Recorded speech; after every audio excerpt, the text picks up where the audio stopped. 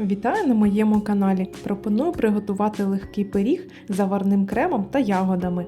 Легкість в тому, що випікається все разом, а після охолодження вже можна куштувати. Інгредієнти на екрані та в описі під відео. Спочатку заварний крем. До одного яйця додаю цукор і добре перемішую. Далі додаю 1 столову ложку борошна та 1 столову ложку кукурудзяного крохмалю. Перемішую, щоб все об'єдналося. Зачищаю по краям, де осідає крохмаль. Частинами додаю молоко.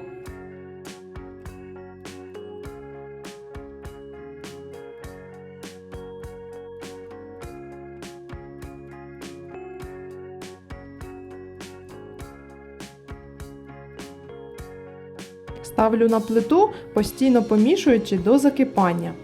Як закипить, зменшую вогонь та мішаю до консистенції крему. Крем готовий, вимикаю плиту та додаю масло.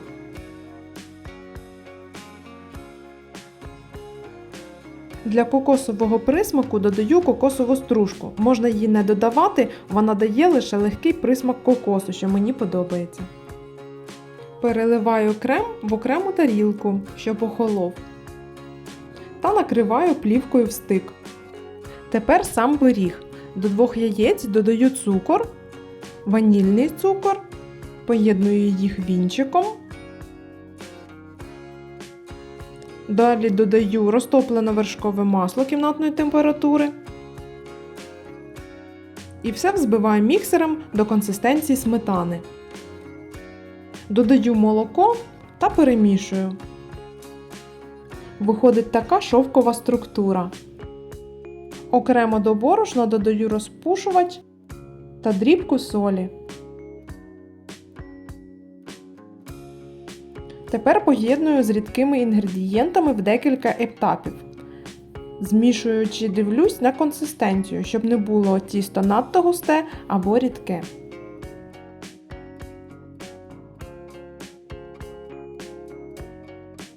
Вже бачу, що тісто важкувато замішується, отже більше борошна додавати не буду. Добре вимішую, що є.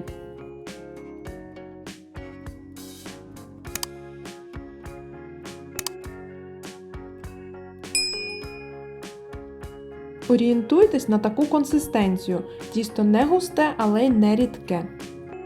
Цього разу в мене зайві 25 грамів борошна. Перемістила тісто у форму, в мене вона 20 на 27 см. Застелила пергаментом та розрівнюю, щоб була одна товщина. Крем вже кімнатної температури перемішую і викладаю на тісто. Також розрівнюю, щоб був однаковий шар.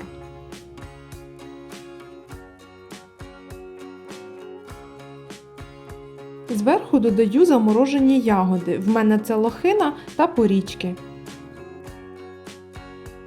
Притискаю ложкою, вдавлюючи їх в крем.